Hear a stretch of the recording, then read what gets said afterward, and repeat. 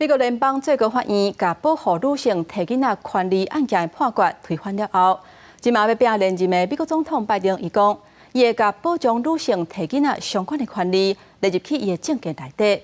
也若伫华盛顿，24日有真侪民众发动游行，希望针对这个法案来替女性争取相关的权利。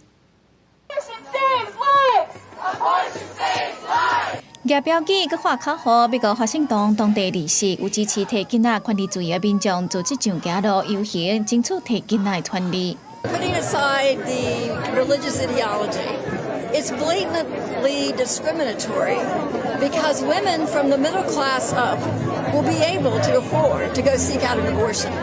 The burden is on women in the lower economic strata and young teenagers who don't have those options, which is unfair. 美国联邦最高法院在去年6月推翻保护提囡仔权利的罗素韦德案，加监管权交予州政府，和部分政府开始限制提囡仔。对此，美国总统拜登表示，共和党在全国各地限制提囡仔。也不过，去年11月的期中选举，民众已经用选票支持保护女性的选择权。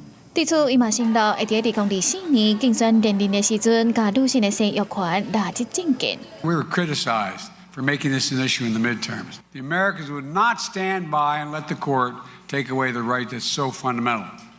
That we'd fight to restore these protections of Roe v. Wade and make it the law of the land once again. 伫美国前总统川普讲，这是咧保护也未出世的红婴仔。前副总统彭斯嘛伫10月强调反对提囡仔立场，佮呼吁所有共和党的候选人拢爱支持禁止有薪15礼拜了后提囡仔。也毋过民调显示，56%的民众认为，不啥可能投票或支持限制提囡仔的政策，可见大部分民众支持合法的提囡仔。这嘛有可能会影响共和党为着得到中间选民的支持软化立场。公司新闻台是董炳玉。